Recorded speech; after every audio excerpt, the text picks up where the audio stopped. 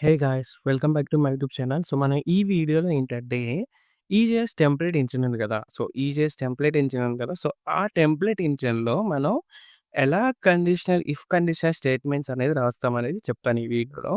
Okay.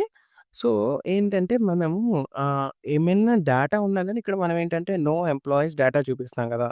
So, ఇదేంటి మనం ఎప్పుడు చూపియాలంటే, ఎప్పుడైతే ఇక్కడ మన ఎంప్లాయీస్ డేటా ఉందో, సో, అది వచ్చేసి అరే కదా! సో, ఆ అరే లెంత్ గాని ఒకవేళ లెస్ థాన్ 0 ఉంటే then we have to mention this no employees data. ఓకేనా. సో, ఎప్పుడైతే లెస్ థాన్ 1 ఉంటే ఓకేనా, అరేస్ డాట్ లెంత్ అనేది లెస్ థాన్ 1 ఉంటే అప్పుడు మనం ఏంటంటే ఈ మెసేజ్ చూపియాలి. ఒకవేళ గ్రేటర్ థాన్ 1 ఉంటే we have to show the data కదా! సో, సింపుల్‌గా నేనేం చేస్తాను అంటే let me go to here in the index EJS file. So, ఇక్కడ మనం ఏదైతే let me show you data అనేది ఎంటర్ చేస్తున్నామో ఇక్కడ ఓకేనా. సో, ఇది ఎప్పుడు రన్ చేయాలి అంటే ఓకేనా, ఇక్కడ మనం ఏదైతే రాస్తున్నామో అది ఎప్పుడు రన్ చేయాలంటే, ఒకవేళ ఓకేనా, ఒకవేళ ఈఎంపీస్ డాట్ లెంత్ గాని ఒకవేళ గ్రేటర్ థాన్ 1 అయితే వి హావ్ టు రెండర్ అనమాట. అర్థమైందా? So, ah, let me let me close it here. So, ఇలా సింటాక్స్ రాసుకున్నాను and let me close it here. For bracket and open tag. Okay. So, ఎప్పుడైతే greater than 1 ఉంటే we have to show the data అనమాట. అర్థమైందా? So, ఈ data ఏదైతే ఉందో so, ఆ డేటాని మనం చూపియాలి. Okay. Let me copy it and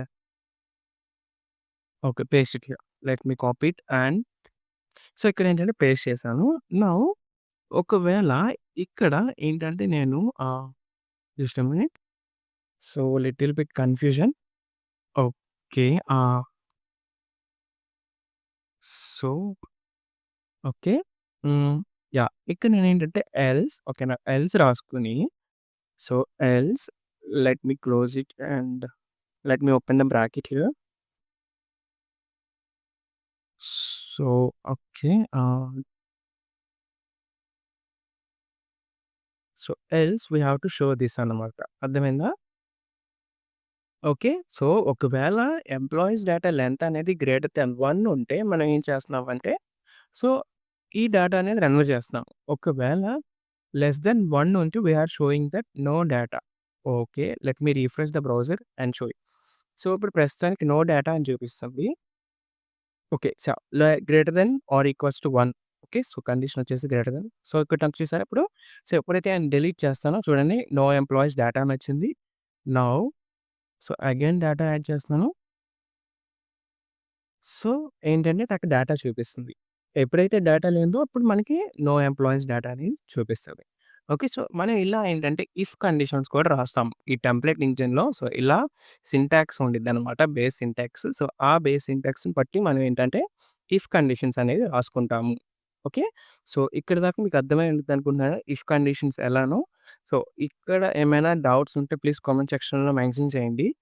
ఏమైనా డౌట్స్ ఉంటే. సో, నెక్స్ట్ వీడియోలో ఏంటంటే మనం సెర్చ్ బార్ ఇంప్లిమెంట్ చేద్దాము. ఓకేనా? So, yeah! సో, ఇక్కడ దాకా డౌట్స్ ఉంటే కామెంట్ సెక్షన్‌లో మెన్షన్ చేయండి. I will explain. Thank you for watching. Please subscribe to my channel.